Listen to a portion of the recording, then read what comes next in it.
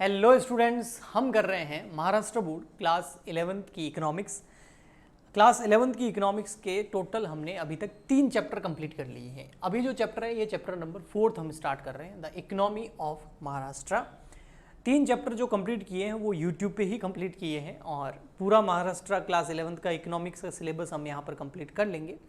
तो देखिए, यहाँ पर सबसे पहले महाराष्ट्र की इकोनॉमी की देखना है तो महाराष्ट्र स्टेट है ना, इंडिया का स्टेट है एक।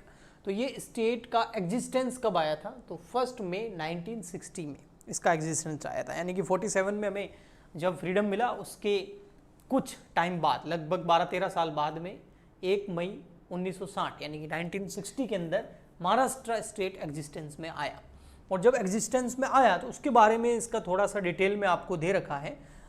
इसकी इकोनॉमी को जाने उससे पहले थोड़ा सा महाराष्ट्र जो स्टेट है उसको जानने की कोशिश करेंगे, क्योंकि ये आपके सिलेबस में है तो आपके एग्जाम में इससे रिलेटेड क्वेश्चन आ सकता है।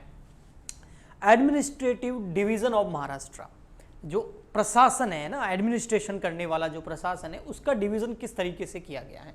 तो इसका जो डिवीजन है वो 2017-18 की पूरी अपडेट को लेकर है। मतलब इसका मतलब ये नहीं है कि डिवीजन 17-18 में हुआ था, डिवीजन तो पहले हो गया था, लेकिन लेटेस्ट जो डिवीजन है वो 17-18 की बात करें तो 36 डिस्ट्रिक्ट्स है टोटल, है ना। टोटल जो जिले हैं वो कितने हैं? टोटल 36 डिस्ट्रिक्ट्स हैं और 6 रेवेन्यू डिवीजन है। पूरे महाराष्ट्र बोर्ड को रेवेन्यू के हिसाब से देखिए। अब रेवेन्यू वर्ड यहाँ इसलिए आया क्योंकि हम इकोनॉमिक्स पढ़ रहे हैं तो हमें रेवेन्यू के बारे में भी पता होना चाहिए। तो टोटल 6 रेवेन्यू डिवीजन बनाए गए हैं, इसमें ये है 6।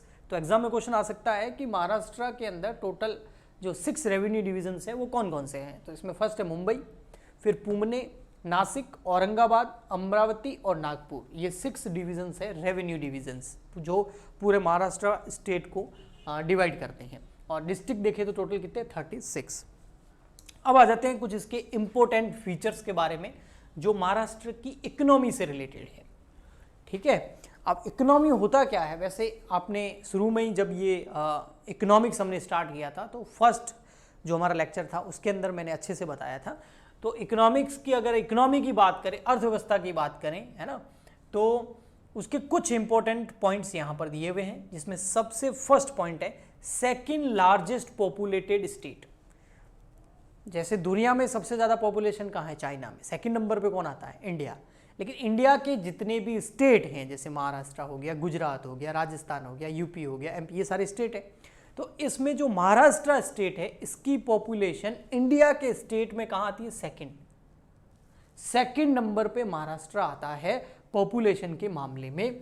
और यहाँ की पॉपुलेशन 2011 में जो कैलकुलेशन हुई थी जनगणना की, उसके हिसाब से 11.24 करोड़ पॉपुलेशन है महाराष्ट्र की।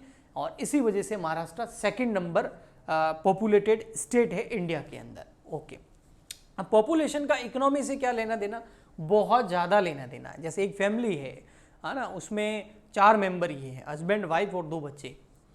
तो अब उस घर की इकोनॉमी कैसी होगी? अच्छी ही होगी, क्योंकि ज़्यादा खर्चे नहीं हैं। और अगर हस्बैंड और वाइफ दोनों कमाते हैं, है ना, दोनों अर्निंग करते हैं, तो अच्छा खासा उनका गुजारा चल सकता है। ये का ये अगर उनके बच्चे हो जाए 10, तो अब, है ना, तो वो चीज़ है। तो पॉपुलेशन जितनी कम होती है उस स्टेट या उस कंट्री की इकोनॉमी जो है वो बेहतर बनने के चांसेस बहुत ज़्यादा होते हैं। ठीक है, अब इसका मतलब ये नहीं है, जैसे फॉर एग्जांपल के लिए चाइना की पॉपुलेशन बहुत ज़्यादा है लेकिन फिर भी वो बहुत डेवलप्ड कंट्री है, तो ये कोई पैरामीटर नहीं है, लेकिन एक जेन्युइन ये पैरामीटर बोल सकते हैं, सामान्य चीज़ है ये। ठीक है, लेकिन कई बार क्या होता है, अगर वो 10 बच्चे हैं और बड़े हो गए, वो 10 के 10 कमाने लग गए, तो वो चीज़ है ना। अगर स्किल ज़्यादा है तो पॉपुलेशन भी फिर ज़्यादा मैटर नहीं करती, लेकिन पॉपुलेशन ज़्यादा होने से प्रॉब्लम्स तो कई सारी होती ही है। ठीक है, तो सेकंड लार्जेस्ट पॉपुलेटेड स्टेट जो है वो है महाराष्ट्र।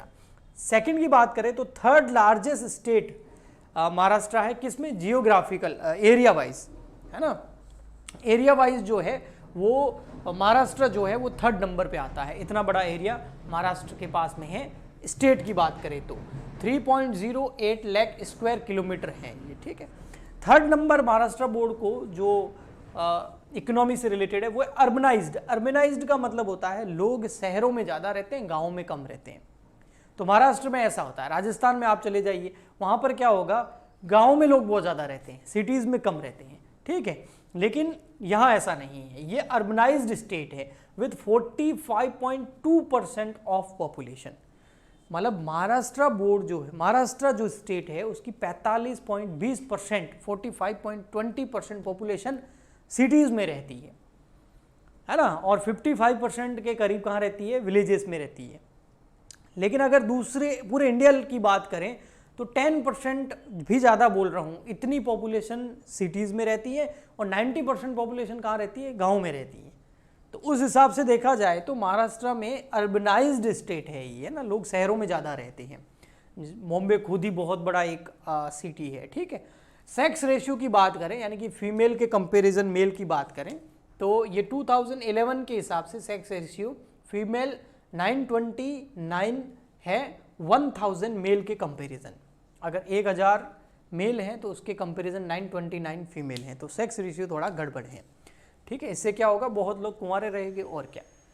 स्टेट लिटरेसी रेट की बात करें तो 82.3% है 2011 के हिसाब से, जो कि अच्छी है।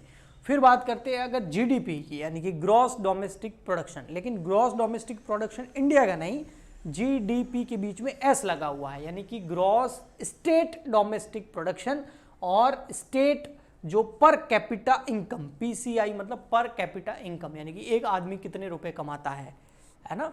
और जो ग्रॉस स्टेट डोमेस्टिक प्रोडक्शन है 1 ईयर का, वो 2016-17 के अंदर कितना है वो हमें ध्यान नहीं रखना है, लेकिन इतना ज़रूर है कि अदर स्टेट से बहुत ज़्यादा है। तो महाराष्ट्र के अंदर प्रोडक्शन भी ज़्यादा होता है और पर कैपिटा इनकम भी वहाँ के लोगों की ज़्यादा है, यानी कि लिविंग स्टैंडर्ड, इसका मतलब उनका अच्छा होगा और पैसा खर्च करने की परचेजिंग पावर उनकी अच्छी होगी। नेक्स्ट आता है 7th number, favoured destination. Favoured destination का मतलब ये हो गया कि यहाँ पर सबसे ज़्यादा क्या चीज़ जो है लोगों को अट्रैक्ट करती है, वो अट्रैक्ट करती है क्रिएटिविटी। जैसे बॉलीवुड है ना, वहाँ क्रिएटिव लोग रहते हैं, कुछ क्रिएटिविटी करते हैं, तो वो महाराष्ट्र बोर्ड जो है लोगों को अट्रैक्ट करता है। स्किल डेवलपमेंट, कोई स्किल डेवलप करनी हो तो लोग महाराष्ट्र की तरफ जाती हैं। इन्वेस्टमेंट, शेयर मार्केट पूरा महाराष्ट्र के अंदर है। टूरिज्म भी महाराष्ट्र में अच्छा है। तो ये चार जो है, ये 4 पॉइंट्स जो है ये अट्रैक्ट करते हैं लोगों को महाराष्ट्र की ओर। तो ये महाराष्ट्र के बारे में, स्टेट के बारे में थोड़ी इन्फॉर्मेशन थी। आगे हम पढ़ेंगे कि महाराष्ट्र के अंदर कौन से सेक्टर के अंदर ग्रोथ ज़्यादा है, एग्रीकल्चर सेक्टर में है, इंडस्ट्री सेक्टर में है, या फिर सर्विस सेक्टर में है। तो वो नेक्स्ट लेक्चर में पढ़ेंगे। आज चैप्टर स्टार्ट कर दिया है। अगर आपको अच्छा लगा है तो इस वीडियो को आप लाइक और अपने जो भी महाराष्ट्र बोर्ड के स्टूडेंट हैं, आपके क्लासमेट्स हैं, उन तक शेयर ज़रूर कीजिएगा, क्योंकि इकोनॉमिक्स पढ़ेंगे, अकाउंटेंसी भी पढ़ेंगे और एसपी भी पढ़ेंगे। आपके सारे सब्जेक्ट की प्रिपरेशन इस यूट्यूब चैनल पर करवाई जाएगी। अगर आपको अच्छा लगा है, लाइक, शेयर, सब्सक्राइब और कमेंट ज़रूर कीजिएगा। हम मिलते हैं नेक्स्ट वीडियो में। आज के लिए इतना ही, तब तक के लिए गुड बाय एंड जय महाराष्ट्र।